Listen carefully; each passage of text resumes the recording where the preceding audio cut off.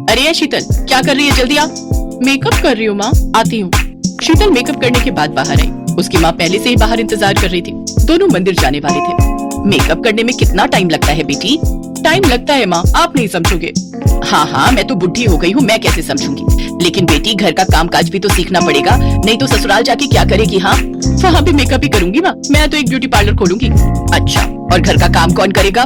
नौकरानी रख दूंगी। ब्यूटी पार्लर से बहुत पैसा आएगा। बहुत अच्छा मेकअप करती हूँ मैं। और अगर तेरी सास ने तुझे काम नहीं करने दिया तो सास बदल लूंगी। तू भी ना बेटी, कुछ भी बोलती है। अब चलो माँ, देर हो रही है। शीतल और उसकी माँ मंदिर चली गई। मंदिर में पंडित जी दोनों को बहुत अच्छी तरह से पहचानते थे। अरे मंजू बहन, बेटी जवान हो गई है, शादी वादी करवाओगी कि नहीं? हाँ पंडित जी, आपकी नजर में कोई अच्छा लड़का है क्या?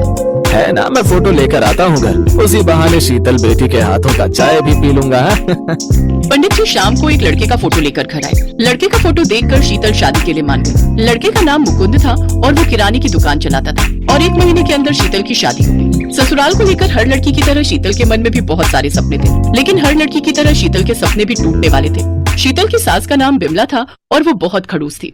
बिमला ने शीतल से कहा, बहू, इस घर में हम 4 लोग हैं। मैं, मेरा पति, मेरा बेटा और मेरी बेटी। तुम्हें मिलाकर 5। हर रोज 5 लोगों के लिए खाना बनाना पड़ेगा। खाना? लेकिन मुझे तो खाना बनाना नहीं आता। क्या खाना बनाना नहीं आता? पंडित जी ने तो कहा था कि तुम अच्छी संस्कारी और सुशील लड़की हो। हाँ माँ जी, वो तो मैं हूँ। क्यों, सुशील लड़की होने के लिए खाना बनाना जरूरी है क्या? अरे अरे अरे, ये देख बेटा, तेरी बहू घर आते ही मुझसे जबान लड़ा रही है। इसे खाना बनाना भी नहीं आता। पंडित जी ने रिश्ता भेजा था, इसीलिए हमने ज्यादा पूछताछ ना करके ही शादी फाइनल कर लिया। लेकिन हमारे साथ धोखा हो गया है बेटा, धोखा हो गया है। अरे ये तो गजब बात हो गई। मैंने खाना बनाना नहीं सीखा, लेकिन मुझे कुछ और काम आता है।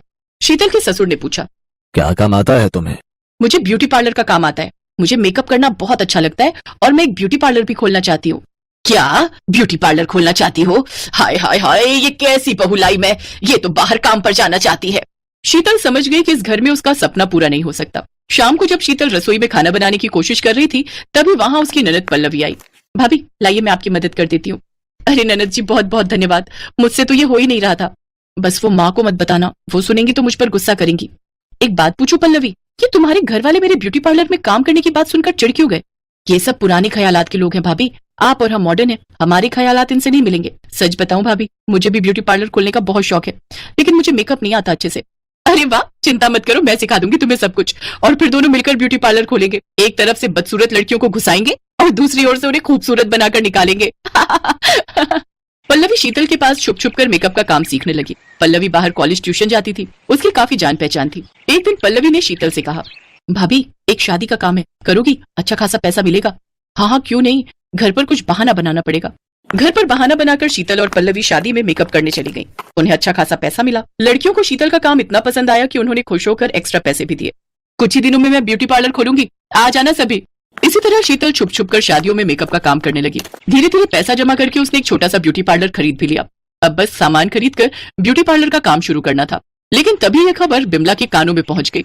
क्या तुमने ब्यूटी पार्लर खोला है? हमारे घर की बहू होकर बाहर काम पर जाना चाहती हो? हाँ, हमने बार बार मना किया था ना, करम जली। मुकुंद ने शीतल को एक थप्पड़ मारा। शीतल नीचे गिर पड़ी, उसका सर दीवार से टकरा गया और उसकी मौत हो गई। अरे बेटा, ये क्या किया तूने? मार कैसे डाला? मैं तो सिर्फ थप्पड़ मारना चाहता था, लेकिन ये क्या हो गया?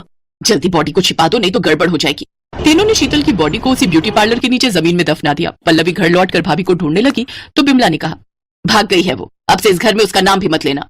लेकिन अगले ही दिन अचानक से मुकुंद की दुकान पर आग लग गई। अचानक से कमाई का एकमात्र जरिया बंद हो गया। ये पापी पेट लोगों से क्या क्या करवाता है। भूख के मारे बिमला को उस ब्यूटी पार्लर की याद आई। पल्लवी बेटी, तुझे भी थोड़ा बहुत मेकअप आता है ना, जा तू ब्यूटी पार्लर चला। लेकिन माँ, मुझे अच्छी तरह से नहीं आता है। अरे तू 2-3 दिन जा तो सही, सब कुछ सीख जाएगी।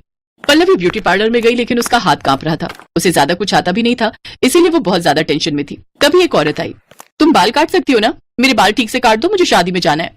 वो औरत बैठ गई, लेकिन पल्लवी ने डर के मारे कैंची पर हाथ भी नहीं दिया। उस औरत ने आंखें बंद कर ली। तभी पल्लवी ने देखा, अचानक से कैंची अपने आप हवा में तैरने लगी और वो कैंची अपने आप ही उस औरत के बाल काटने लगी। अरे ये क्या, ये जादू कैसे हो रहा है?